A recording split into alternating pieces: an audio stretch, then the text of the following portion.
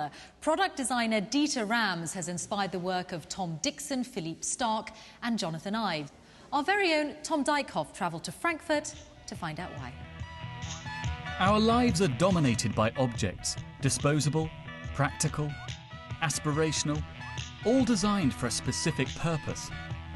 But the design icons of today have at their heart the principles of one revolutionary designer. You might not know his name, but you can be sure that his work will look very familiar. Dieter Rams designed products for Braun for 40 years, and his rigorous approach of less but better paved the way for the designers of today. When Dieter Rams first joined Braun, they were a small electronics company making radios and shavers. Within 1 year, he had revolutionised their products, and his epoch-defining 10 principles of good design were already taking shape.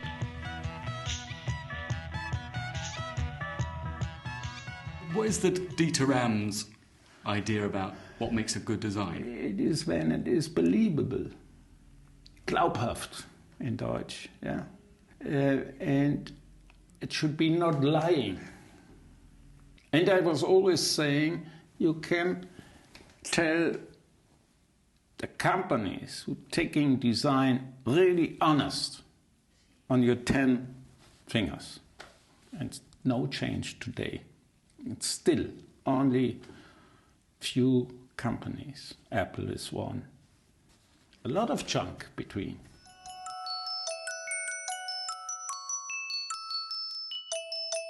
Rams' principle of honesty in design means a product doing exactly what it says on the tin, something that's been embraced by Apple Mac. Jonathan Ive, Apple's head designer, is one of Rams' most ardent admirers, and even used the classic Braun calculator as the template for the iPhone app. One of the first time we had push buttons which are electronic push buttons. I hate all the word ending with isms. Functionalism. It's terrible. Nationalism is terrible. A lot of words ending ism. But functionality, it's important. And it looks so similar if you compare it, say, to today to an Apple iPhone. Yeah. They've taken your design. They've stolen your design. No, it's a compliment. Okay. It's hard to underestimate the impact of Rams' principles on the objects we use today. It's the neatest workshop I've ever seen. Yeah.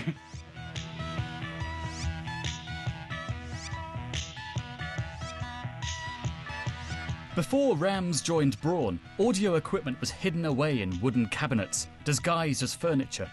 Rams brought record players out of the closet.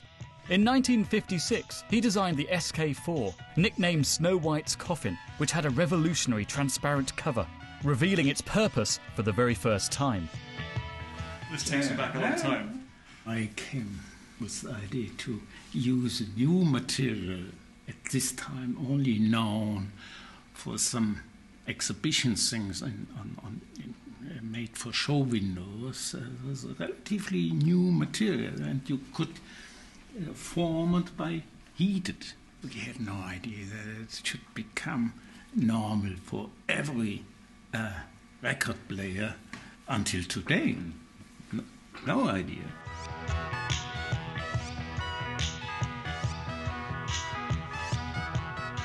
I had a lot of things, but I'm not a collector. Rams' designs stretched beyond the world of consumer electronics.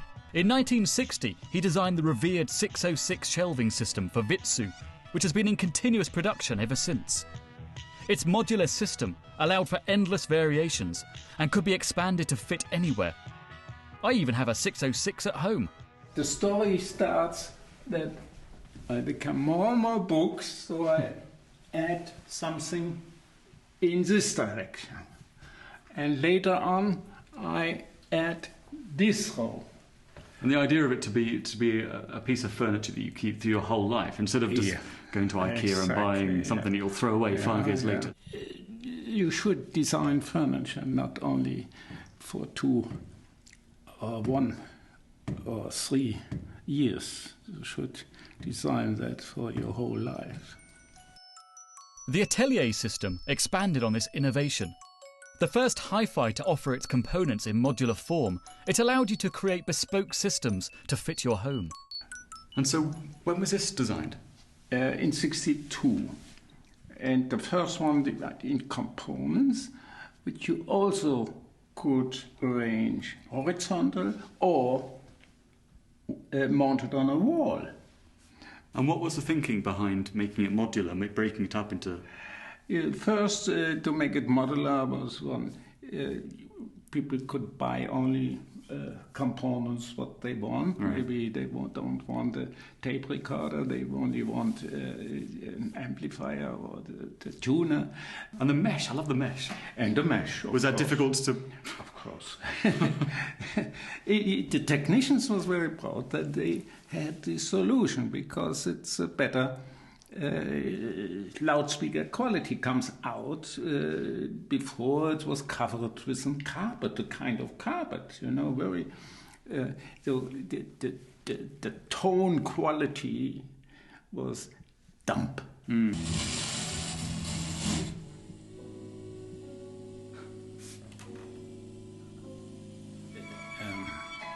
The waves are too many in the too much interference. Yeah, so there is too many interference. More chaos. Yeah. More chaos. More chaos. Yeah, absolutely right.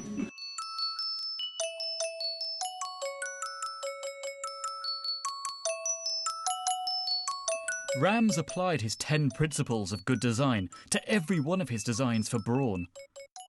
By 1995, when Rams retired from the company, millions of homes worldwide contained a little piece of his design ideal. I can't believe it. I had one of these and I never knew it was yours. Yeah. And the toothbrushes for Oral-B. All your work. If you look into the future, where do you see product design going? The main thing are the people, not the things which people use. We have to look more on our natural resources, more deeply on our resources, and should more think what we use, how we use things, and how many things we use. That's important in the future. Wise words from a very wise man. Despite living in a world of throwaway consumer excess, Dieter Ram's ideals live on in all the best examples of product design. If we make things functional and beautiful, they'll be treasured forever.